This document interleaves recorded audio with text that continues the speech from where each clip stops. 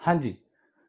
तो मैं बोल रहा था कि ऐसा होता है कि भाई हेयर है, हेयर के फॉलिकल से डीएनए को निकाला, डीएनए उसके अंदर कितना ज्यादा कम होगा, मतलब बहुत ज्यादा, मैं कहूँ तो माइक्रो मिली मोल कंसेंट्रेशन में वो जो है डीएनए की कंसेंट्रेशन होती है। तो आप एक बार बताओ, आप इतने छोटे से डीएनए से इतनी कम क्वांटिटी में जो वो डीएनए है, उससे आप मेरे हिसाब से डीएनए फिंगरप्रिंटिंग तो नहीं कर सकते, ठीक है। और हो सकता है आपका रिजल्ट भी ना आए। तो आपको क्या करना पड़ेगा, इस डीएनए की ना और उसके ज्यादा अमाउंट करनी पड़ेगी, इसको एम्पलीफाई करना पड़ेगा। तो एम्पलीफाई करने के लिए मैंने आपको बताए थे, एम्पलीफिकेशन के लिए, एम्पलीफिकेशन इज समहाउ क्लोनिंग, मतलब जो डीएनए हमने आइसोलेट किया है, चाहे हेयर फॉलिकल से, ब्लड से, टिश्यू से या सीमन से, तो जो भी क्राइम सीन में मिलेगा वो अबंडेंट अमाउंट में तो ये सारे मिलेंगे नहीं कि बहुत सारा ब्लड मिल गया, लो निकालते रहो डीएनए, सीमन ही मिल गया है 1 आध किलो जो है उसी से निकाल रहे हैं डीएनए, अरे मिलेगा वो तो बहुत कम कंसंट्रेशन में मिलेगा ना। तो वहां से आपको क्या करना है कि जो डीएनए आया है आपके पास, आप उसको एम्पलीफाई कर लोगे पहले, मतलब उसकी बहुत सारी जो है ना कॉपीज तैयार कर लोगे, ताकि ताकि आप इजीली इस टेक्निक को कर सको। और साथ में ऐसा भी हो सकता है कभी कभार री इंक्वायरी भी बैठ जाती है। री इंक्वायरीज मतलब क्या होता है कि सपोज करो जो जो आपने किसी को गिल्टी प्रूफ किया है, उसमें उसको जो सस्पेक्ट थे उसमें से एक आध जो है वो आपने प्रूव कर दिया इस टेक्निक से कि वो क्रिमिनल है, उसने फिर से याचिका दायर कर दी हाई कोर्ट में, सुप्रीम कोर्ट में कि नहीं जी दोबारा रीटेस्ट करवाओ, मेरे को तो नहीं लग रहा कि मैं था। तो फिर दोबारा उसको टेस्ट करने के लिए तो आपके पास अमाउंट ऑफ डीएनए थोड़ी ज्यादा होनी चाहिए, ठीक है। तो यहाँ पे क्या होगा, दूसरा स्टेप हमारा, हम लोग एम्पलीफिकेशन करेंगे डीएनए का। एम्पलीफिकेशन मैंने आपको बताया था, डीएनए की कॉपीज को बढ़ाना, एम्पलीफाई कर देना। तो एम्पलीफिकेशन ऑफ डीएनए,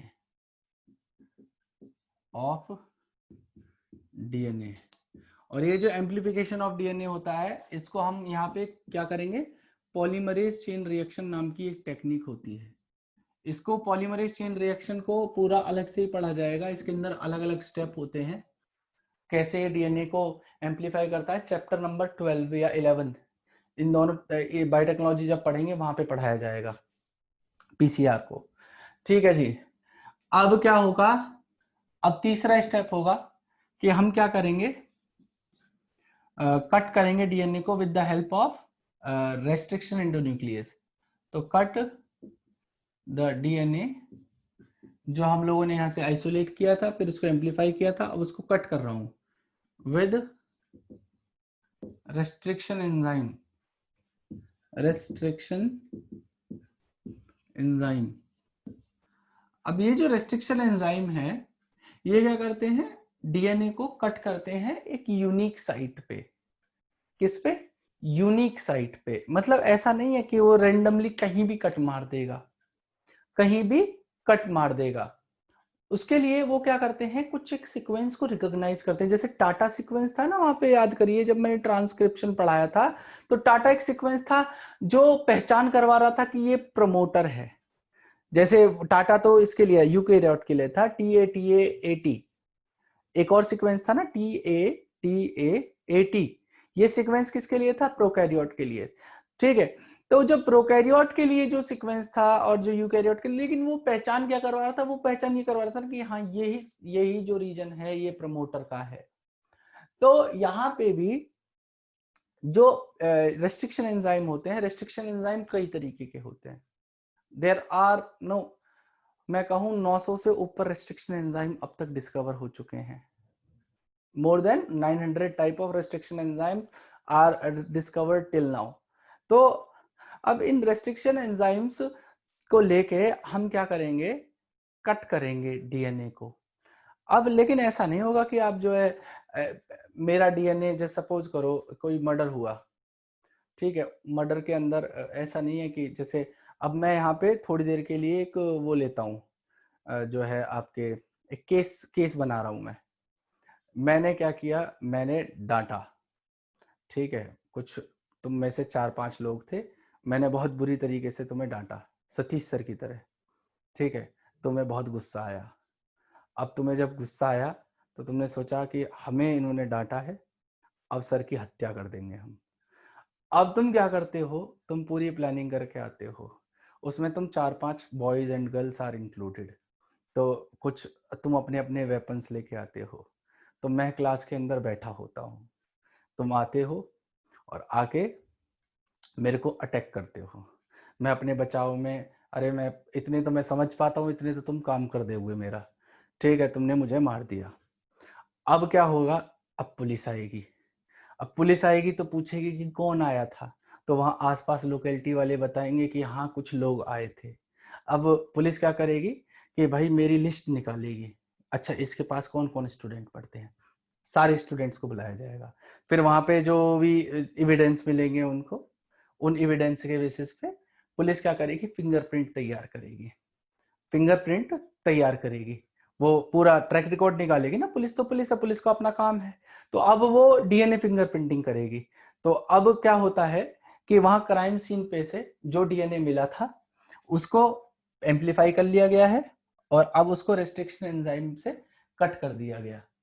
अब कट करने के बाद मैंने एक चीज और बताई थी कि हर जो रेस्ट्रिक्शन एंजाइम है वो एक यूनिक साइट पे कट करता है। मतलब जो रेस्ट्रिक्शन एंजाइम मैं एक जगह यूज करूंगा वही हर जगह यूज करूंगा। ऐसा नहीं है कि अलग अलग रेस्ट्रिक्शन एंजाइम, मैंने बोला ना कि more than 900 type of restriction enzymes are discovered till now. तो ऐसा नहीं है आप हर जगह जो है रेस्ट्रिक्शन एंजाइम को बदल लेंगे, ठीक है। आपको क्या करना पड़ेगा, आपको एक ही रेस्ट्रिक्शन एंजाइम लेना है जो आप क्या करते हैं, अलग अलग साइट पे रखते हैं। तो अब ऐसा भी हो सकता है कि आप मार रहे हो या आपके आप ना हो, कोई और XYZ पर्सन हो, ठीक है, लेकिन पुलिस का काम है वो करेगी ये काम, तो वो आपका भी सैंपल लेगी, आप भी सस्पेक्ट हो, ठीक है। वो पूछेगी और बच्चों से पूछेगी कि भाई क्या हुआ था, किससे सर की बात हुई थी, वो बताएंगे कि हाँ सर ने फलान फलान बच्चों को डांटा था। भाई उन लोगों ने तो पुलिस उनसे पहले पूछताछ करेगी, वो पहले तुम लोग कहोगे नहीं हमने तो नहीं करा जी, हम तो बच्चे हैं, हम कैसे मर्डर कर सकते हैं। तो वो अपना काम करेगी।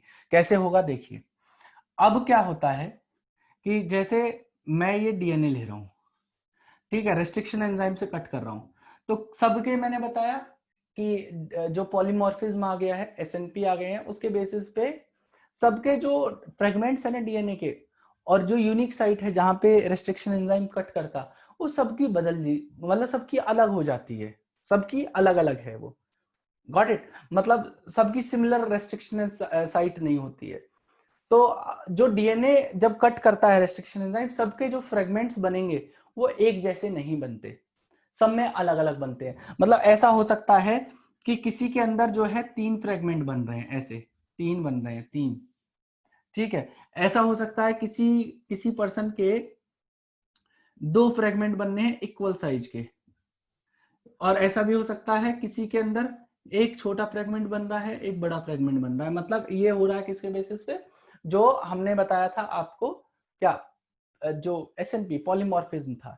तो ये अलग अलग डीएनए के फ्रेगमेंट्स बने 3 पर्सन में, तो ये कोई भी हो सकते हैं। ज्यादा गुस्से वाले तो मुझे पता नहीं कौन कौन है, चलो मैं XYZ मानता हूं, एक हर्षित है, ठीक है, और एक जो है आदित्य है, आदित्य है, और एक यश है।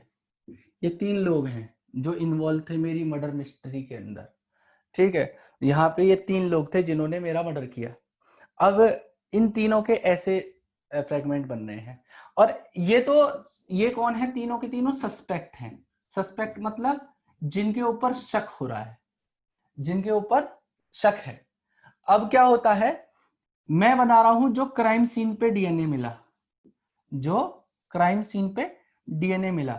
अब ये जो क्राइम सीन पे डीएनए मिला, वहां पे भी मैंने फ्रेगमेंट किए, तो वहां पे क्या हो रहा है कि 2 इक्वल साइज के जो है डीएनए मिल रहे हैं, 2 इक्वल साइज के डीएनए मिल रहे हैं। लेकिन अभी ये पता नहीं चलेगा, डीएनए कोई दिखता नहीं है, डीएनए कभी दिखता नहीं है, डीएनए का कोई पर्टिकुलर कलर नहीं होता, ठीक है। तो हम ऐसे नहीं देख सकते, अच्छा 2 इक्वल साइज के, तो कौन मैच कर रहा है, ये आदित्य है, ये यही है जिसने किया है, ऐसे नहीं करोगे। अब इसके लिए एक टेक्निक होती है जिसे कहा जाता है क्या, जेल इलेक्ट्रोफोरेसिस। क्या किया कहा जाता है, जेल इलेक्ट्रोफोरेसिस। अब जेल इलेक्ट्रोफोरेसिस को समझते हैं, कैसे होगा जेल इलेक्ट्रोफोरेसिस, ठीक है। तो देखिए नेक्स्ट देखिए जेल इलेक्ट्रोफोरेसिस की बात करी जाएगी। देखिए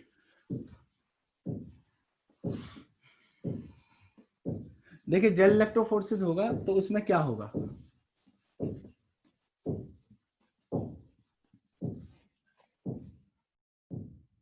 मुझे लग रहा है ऊपर कोई कुछ दम दम कर रहा है, 1 मिनट रुकना, 1 मिनट।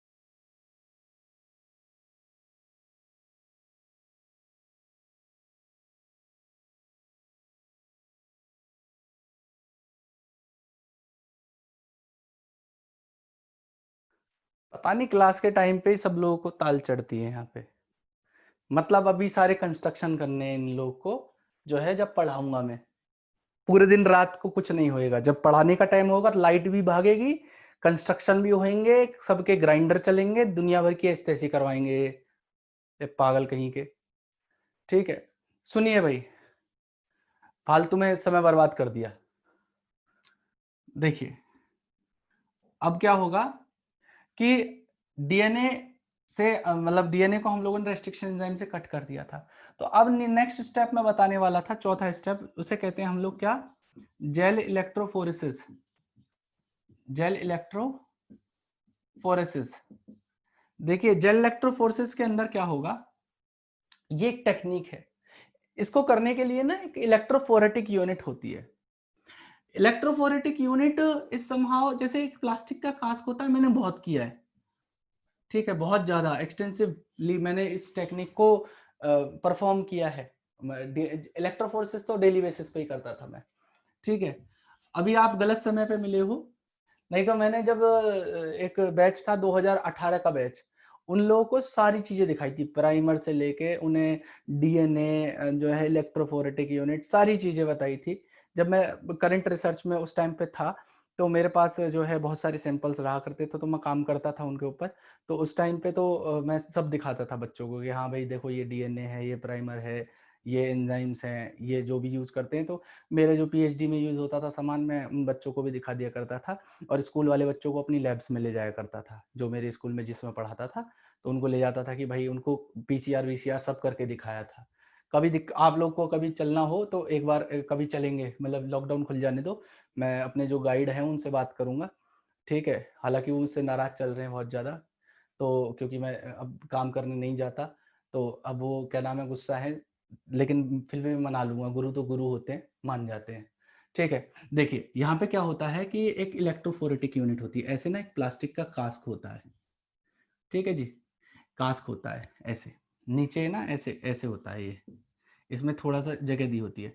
तो हम लोग क्या करते हैं ना, इसमें एक एग्रोज जेल होता है, क्या होता है, एग्रोज जेल, ठीक है, एग्रोज जेल, ठीक है। एग्रोज जेल को हम लोग अगार अगार भी कहते हैं, अगार अगार भी कहते हैं। इसे कहाँ से निकाला जाता है? इन्हें ना सीवीड से निकाला जाता है। Seaweeds are what? एल्गी होती है हमारी, एल्गी होती है। ये जो एल्गी है जिससे हम लोग इस एग्रोस जेल को निकाल रहे हैं, इन एल्गी के भी नाम हैं, जैसे जेलिडियम, जेलिडियम और ग्रासिलेरिया और ग्रासिलेरिया, ये एल्गी के नाम है।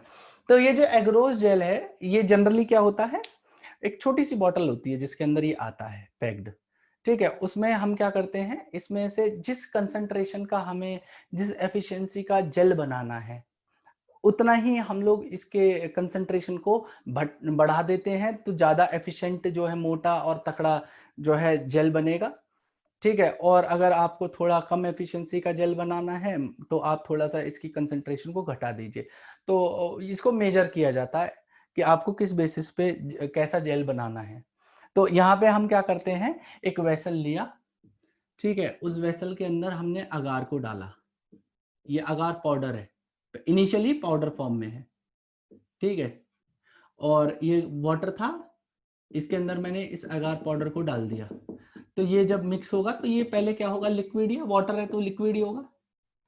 फिर बाद में मैं क्या करूंगा कि इस अगार को जो वाटर के साथ मिक्स है, जो अभी गर्म है, जो हॉट है, उसको मैं पोर कर दूंगा, ठीक है, ज्यादा गर्म नहीं, ठीक ठाक होगा, ठीक है। इसको मैं यहाँ पे पोर कर दूंगा और ये वाटर यहाँ पे ऐसे फैल जाएगा। देखो वाटर की तो खुद की कोई ऐसी नहीं, कोई वो नहीं होती ना, कोई वाटर की जो है शेप थोड़ी है, आप जिसमें डालोगे वैसा ही वाटर हो जाता है। तो इसमें डाल दिया, इसको यहाँ पे थोड़ी देर के लिए छोड़ दोगे सेटल होने के लिए। तो after some time you will see कि यहाँ पे एक जेल बन जाएगा। इसके अंदर जो इलेक्ट्रोफोरेटिक यूनिट थी, यहाँ पे एक जेल तैयार हो गया। अब जब जेल तैयार हो गया इसके इलेक्ट्रोफोरेटिक यूनिट के अंदर, तो अब क्या करना है, तो अब देखिए ध्यान से, यहाँ पे आपने क्या कर लिया है, जेल को तैयार कर लिया, इसमें आपने जेल को तैयार कर लिया। और अब क्या करोगे आप, एक जेल है उसके अंदर आप पोर बनाना चाहते हो, जैसे आप जेली होती है, जेली, जेली के अंदर आप उंगली डालोगे तो वहां पे उंगली जैसी जगह बन जाएगी ना, जेली के अंदर आप निकाल दो अपनी उंगली को बाहर, तो वहां पे आपकी उंगली जैसी शेप बन जाती है। तो सिमिलरली यहाँ पे भी हम एक काम करते हैं, हम ना एक कॉम्ब होती है, कॉम्ब कहा जाता है उसे, ऐसा ऐसे स्ट्रक्चर होता है उसका, ठीक है, ऐसा इस टाइप का कॉम्ब कहते हैं इसे। इसे लेते हैं, प्लास्टिक का होता है ये, ठीक है, हम तो यूज करते ब्लू कलर का हुआ करता था। ऐसे लेंगे, इसके अंदर ऐसे लगाएंगे और हल्का सा इसके अंदर डालेंगे और वापस निकाल लेंगे, तो यहाँ पे ना गड्ढे बन जाएंगे ऐसे, जो इसकी शेप है ऐसी वाली, वो यहाँ पे आ जाएगी ऐसी, यहाँ पे हो जाएगी ऐसी, ऐसी। आपको यहाँ पे, इन्हें वेल कहते हैं, क्या कहते हैं इन्हें, वेल्स कहते हैं इन्हें, वेल बन गए, ठीक है जी, वेल तैयार हो गए। अब क्या करेंगे हम लोग, देखो यहाँ पे वेल तैयार करने के बाद, ये जो मैंने रेस्ट्रिक्शन एंजाइम से कट किया था ना डीएनए, अलग अलग फ्रेगमेंट आए थे, सबके सबके अलग अलग इलेक्ट्रोफोर्सेस करे जाएंगे। तो सपोज करो जो क्राइम सीन पे मिला था उसका भी इलेक्ट्रोफोर्सेस होगा, आदित्य के का अलग इलेक्ट्रोफोर्सेस होगा, यश का अलग इलेक्ट्रोफोर्सेस होगा और हर्षित का अलग इलेक्ट्रोफोर्सेस होगा। 4 यूनिट अलग लगाई जाएंगी ऐसी, सब में जेल बनाया जाएगा, सब में यही वेल बनाए जाएंगे, सब में उनके डीएनए को डाला जाएगा, लेबल कर दिया जाएगा, नीचे नाम हर्षित, ठीक है। और यहाँ पे उसको लोड कर दिया, डीएनए को जो फ्रेगमेंट किया था आपने, इसको लोड कर दिया, ये डीएनए इसके अंदर लोड कर दिया गया आप, ठीक है जी। अब लोड कर दिया यहाँ पे डीएनए, अब क्या होगा, अब क्या होगा कि आप इसके अंदर ना कुछ ऐसे पॉइंट दिए होते हैं, जैसे आप अपने हेडफोन लगाते हो ना, प्लग की तरह, प्लग की तरह आप अपने हेडफोन मोबाइल में सेट करते हो, फिर लीड लगा लेते हो। सिमिलरली यहाँ पे भी ना ऐसे कुछ हमारे पॉइंट दिए होते हैं वो करंट को लगाने के लिए, ठीक है। तो कुछ माइक्रो एम्पियर्स में करंट यहाँ पे प्रोवाइड करते हैं हम लोग। अब वो करंट करने का बेसिस क्या है वो देखिए, यहाँ पे इस पॉइंट को मैं ले लेता हूँ पॉजिटिव चार्ज, और ये जो है वो है मेरा नेगेटिव चार्ज, ये पॉजिटिव चार्ज और नेगेटिव चार्ज। आप याद करिए डीएनए पैकेजिंग, डीएनए पैकेजिंग के समय पे आपको याद होगा कि जो डीएनए होता है इट इज नेगेटिवली चार्ज, तभी तो वो पॉजिटिवली चार्ज जो हिस्टोन प्रोटीन है उसके चारों तरफ रैप्ड हो रहा था। तो अब क्या होगा जब मैं यहाँ पे इलेक्ट्रिक करंट जो है उसको पास करूंगा, तो ये जो फ्रेगमेंट है, ये जो फ्रेगमेंट्स हैं ये पॉजिटिव की तरफ बढ़ना शुरू कर देंगे, इस तरफ से इस तरफ भागना शुरू करेंगे।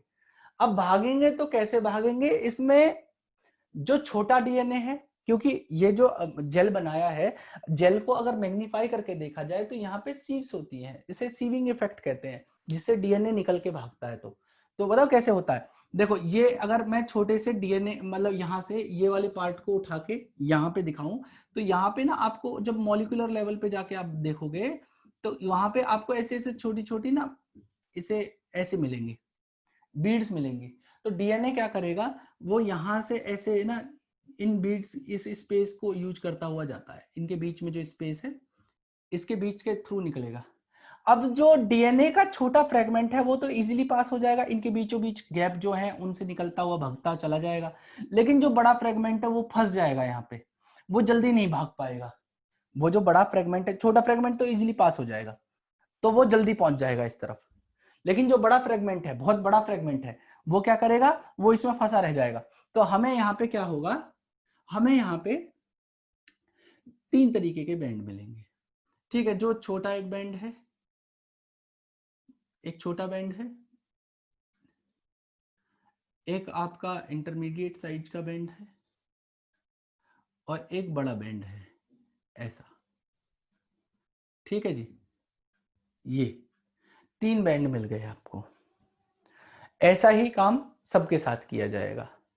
ऐसा ही ये मैंने क्या किया है, ये क्राइम सीन पे जो मेरे को डीएनए मतलब जो सैंपल मिले थे उसके बेसिस पे मैंने ये तैयार किया है। ठीक है, तो ये जो क्राइम सीन वाला सैंपल है वो है ये। अब मैं क्या करूंगा, अब लूंगा जिनके ऊपर शक है। शक जिन जिन लोगों पे, मैंने 3 लोग के ऊपर शक बताया था, यश था, हर्षित था और आदित्य था। इन 3 लोगों पे मेरे को शक था, मतलब मेरे को नहीं शक था, मेरा तो मर्डर हो गया खैर। ठीक है जिसको पुलिस के ऊपर शक था, तो अब उनका भी ऐसे ही फिंगरप्रिंट तैयार किया जाएगा। अब जो फिंगरप्रिंट तैयार कर देंगे, मतलब इस तरीके से बैंड्स आ जाएंगे इनके भी। अब बैंड को ऐसे ना देखा नहीं जा सकता, तो इसके लिए ना एक चीज की जाती है, इनके साथ ना प्रोब मिला दिए जाते हैं। प्रोब क्या होते हैं वो भी देखिए। अब मतलब यहां तक तो समझ में आएगा, जेल इलेक्ट्रोफोरेसिस कर दिया तो हमारे जो बैंड्स हैं वो साइज के बेसिस पे वो सेपरेट हो जाएंगे, बैंड मिल जाएंगे हमको अलग अलग पैटर्न के। तो अब क्या होगा, जेल इलेक्ट्रोफोरेसिस करने के बाद अब हम क्या करेंगे,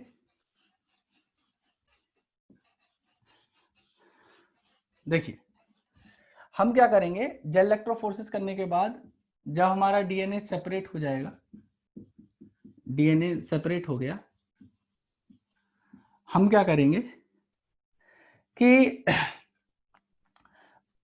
5वां स्टेप, हम सारे डीएनए को निकाल लेंगे इस इलेक्ट्रोफोरेटिक यूनिट से, इस जेल को पूरे को, यहां से ये जेल था ना इसके अंदर जिसमें बैंड आ रहे थे हमारे ऐसे, इसको निकाल के मैं एक जो है ना नाइट्रोसेलुलोज मेम्ब्रेन होती है, क्या कहता हूं उसे, नाइट्रो सेलुलोज मेम्ब्रेन, इस नाइट्रोसेलुलोज मेम्ब्रेन के ऊपर इस डीएनए बैंड के साथ इस जेल को ऐसे उठाऊंगा और उठा के पटक दूंगा इसके ऊपर ऐसे उल्टा।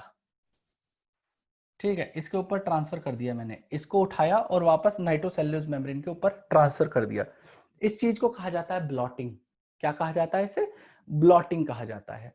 ठीक है, तो यहां पे मैंने क्या किया, transfer gel to nitrocellulose membrane.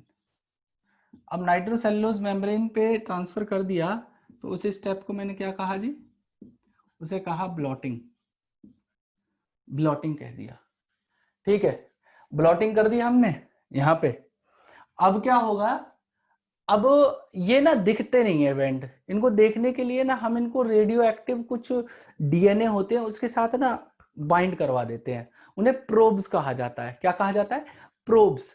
तो प्रोब क्या होते हैं, ये कॉम्प्लीमेंट्री होते हैं, जो हमारे ये डीएनए रिपीटेटिव सीक्वेंसेस हैं इनके कॉम्प्लीमेंट्री होंगे।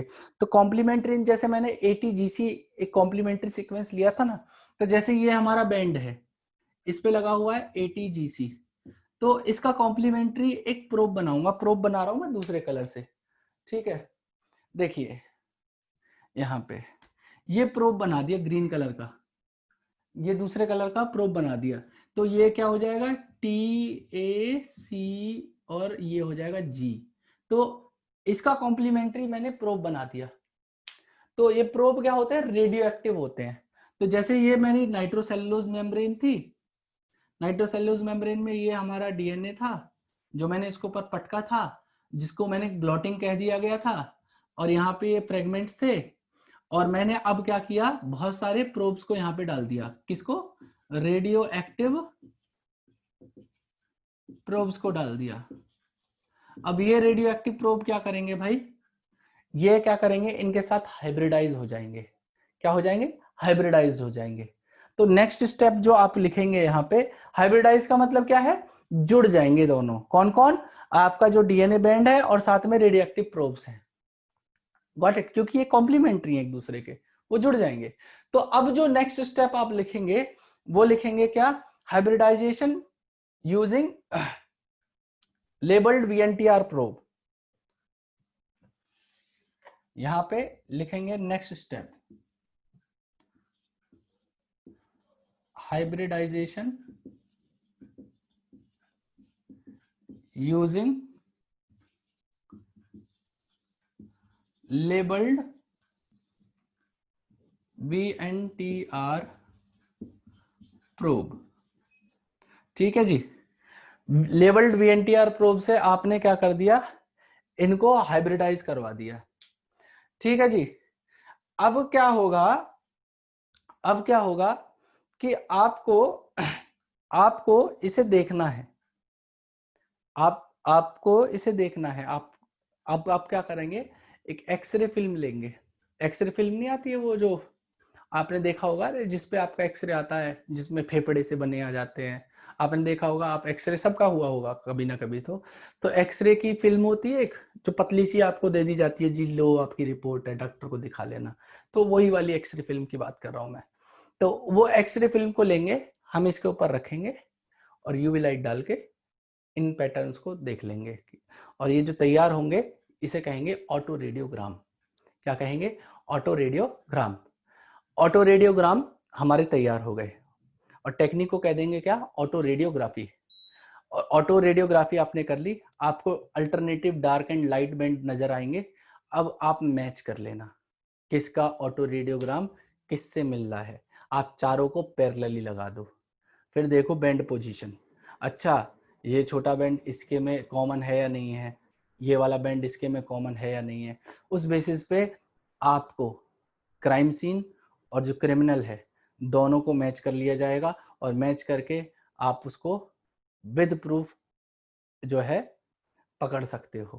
फिर उसके बाद उसको रिमांड पे ले लेना, और रिमांड पे लेके आप उससे पूछताछ कर सकते हो कि हाँ भाई सच में तूने किया है। वो नहीं बोलेगा थोड़ी पिटाई कर दो, तो थोड़े पिटाई के डर से बोल जाएगा वो, ठीक है। इनिशियली तो नहीं बोल रहा, आपको पता ही नहीं है ना कौन है वो, लेकिन बाद में जब वो थोड़ा रिमांड पे आएगा तो अपने आप बोल जाएगा कि हाँ भाई मैंने ही किया था। फिर वो धीरे धीरे अपनी कहानी बताएगा कि मैंने इसलिए मारा था क्योंकि मुझे सर ने बहुत डांटा था, मुझे पढ़ने के लिए कहते थे और मैं जो है पढ़ना नहीं चाहता था, इसलिए मैंने सर को मार दिया, बात खत्म। ठीक है, फिर एक सावधान इंडिया का वो बनेगा, क्या कहते हैं, एपिसोड। ठीक है, तो अब ये VNTR प्रूव कर दिया। तो नेक्स्ट स्टेप आप लिख देना, यहाँ पे जगह नहीं बच रही है, मैं यहाँ साइड में लिख रहा हूँ, नेक्स्ट 7वें स्टेप से। ठीक है, नेक्स्ट ये 6 स्टेप है, 7वां स्टेप मैं यहाँ पे लिख रहा हूँ, 7th स्टेप। तो 7th स्टेप होगा आपका detection of hybridized DNA fragment by autoradiography. Detection of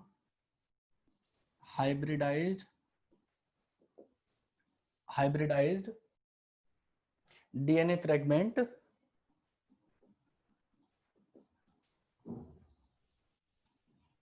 bye auto radiography.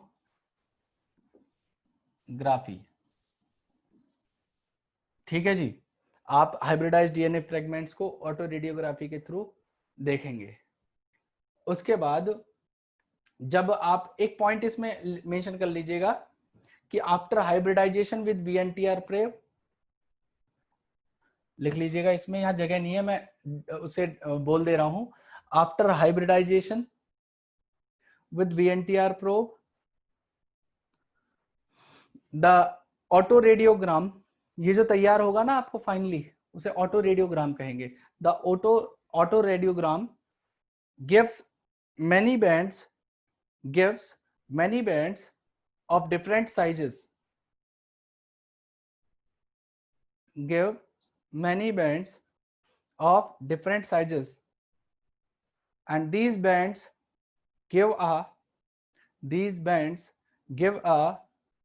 characteristic pattern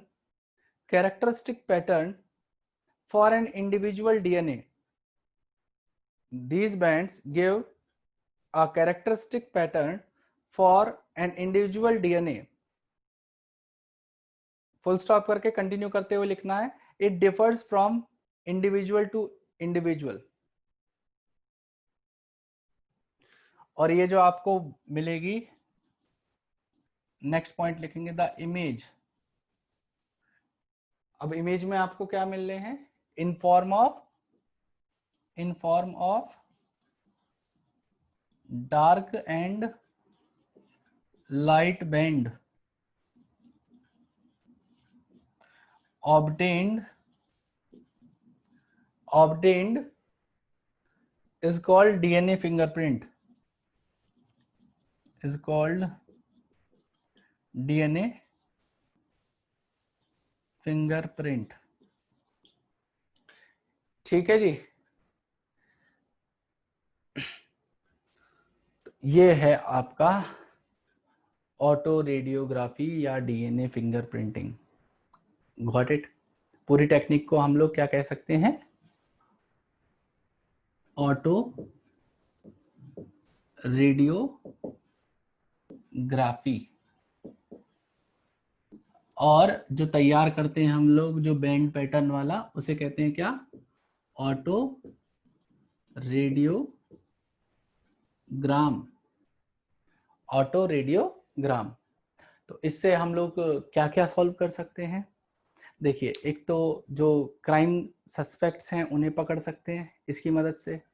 उसके अलावा और क्या कर सकते हैं हम लोग भाई, जैसे सपोज करिए कि एक होता है जिसे कहते हैं पैटर्निटी डिस्प्यूट। पैटर्निटी डिस्प्यूट्स मतलब होता है, जैसे मैंने आपको बताया था ना, वो प्रेसिडेंशियल कैंडिडेट था अमेरिका का, उसके ऊपर एक फीमेल ने बोला कि he is the biological father of my child. अब वो मना कर रहा है, बोला मेरे तो नहीं है। तो अब इस चीज को कैसे सॉल्व किया जाए, मतलब वो तो उसका मन जानता है जो फादर है उसका, या वो फीमेल जानती है कि यही है, लेकिन वो प्रूव कैसे करे उस चीज को कि भाई यही है। तो भाई उसके लिए तो ईमानदार होता तो वो बोल ही देता, उसको खर्चा वर्चा दे देता कि भाई हाँ ठीक है, अब ऐसा हो गया है तो अब जो है तुम मंथली लो, अपना जो है इस बच्चे को पालन पोषण करो और जो है स्कूल भेजो। लेकिन अब उसके मन में ही नहीं है, तो उसके लिए क्या करा जा सकता है, भाई डीएनए फिंगरप्रिंटिंग कराई जाएगी। उस चाइल्ड के अंदर क्या होगा, आधे 50% जो पैटर्न है वो फादर से मैच करेंगे, 50% जो पैटर्न है वो मदर से मैच करेंगे, और उस बेसिस पे आप सॉल्व कर सकते हो कि he is the biological father. Easily किया जा सकता है। इसके ऊपर क्वेश्चन भी है, ढूंढूंगा मैं इसके ऊपर क्वेश्चन कैसे वो फादर वाले आए भी हैं, सैंपल पेपर में भी आपको देखने के लिए मिलेंगे इस टाइप के क्वेश्चन। उसमें क्या करेंगे, 3 ऑडो रेडियोग्राम पैरेलली दे देंगे, फादर मदर चाइल्ड। ठीक है, अब आपसे बोला जाएगा कि भाई इनमें से चाइल्ड कौन सा है, फादर कौन सा है, मदर कौन सी है। तो आपको पहचान करनी है, आपको मैच करना है कि 50% जो है मदर साइड से मिलने चाहिए, 50% फादर साइड से मिलने चाहिए। और जो दोनों का जो पैटर्न हाइब्रिडाइज है, ऐसा नहीं है हर पैटर्न मिल जाएगा, लेकिन हाँ कुछ लोकेशन पे कुछ पैटर्न जो है, क्योंकि भाई हमारे अंदर जो 23 पेयर ऑफ क्रोमोसोम है वो एक दूसरे के होमोलोगस है। 23 पेयर मतलब कि हर क्रोमोसोम की 2 कॉपीज है। तो 1 से लेके 23 क्रोमोसोम तक, जैसे क्रोमोसोम नंबर 1 है, उसकी 1 कॉपी फादर से आई है, 1 कॉपी मदर से आई है। तो दोनों का हमारे अंदर मौजूद है क्रोमोसोम जेनेटिक कंटेंट। तो जो पेटर्निटी जो डिस्प्यूट्स होते हैं उन्हें हम जो है पता कर सकते हैं इसकी मदद से। उसके अलावा आप माइग्रेशन के बारे में पता कर सकते हो। जैसे क्या हो कि कोई पर्सन है वो अमेरिका जाके बस जाए और वहां जाके कहने लगे कि भाई मैं जो है, मतलब वहां 4-5 पुश्ते निकल जाए, उसके बाद कहे मैं तो नेटिव अमेरिकन हूँ, मैं कहीं से नहीं आया, मतलब मैं माइग्रेटेड नहीं हूँ, मैं नेटिव हूँ। भाई कहीं पे 4-5 जनरेशन रह लो तो लैंग्वेज और सब कुछ तो बदल ही जाती है आदमी की, ऑब्वियस सी बात है, पता चलेगा ही नहीं। लेकिन हम जो है डीएनए फिंगरप्रिंटिंग करके उसको पता कर सकते हैं कि वो किस रेस से मिलता है। मतलब वो एशियन से है, ऑस्ट्रेलियन है, आपका इंडियन है, इंडियन में भी द्रविडियन है कि आर्यन है, सब पता करा जा सकता है। डीएनए फिंगरप्रिंटिंग रामबाण है, ठीक है, हर चीज को पता कर सकते हैं, कोई चीज इससे बची नहीं रह सकती। तो अब फाइनली आप डीएनए फिंगरप्रिंटिंग का वो लिख लीजिए, यूज लिख लीजिए, एप्लीकेशन, ठीक है, लिखिए application of DNA fingerprinting, application of DNA fingerprinting.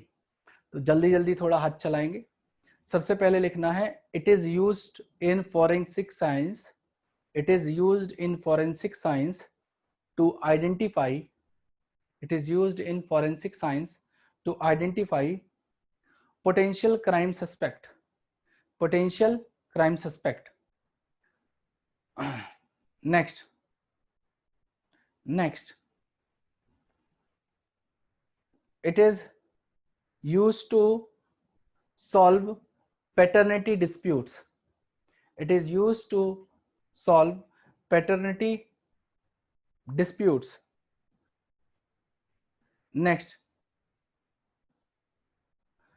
next, it is used to find out evolutionary history, it is used to find out evolutionary history of an organism, of an organism, and trace out linkages, and trace out linkages between various group of organism, between various group of organism.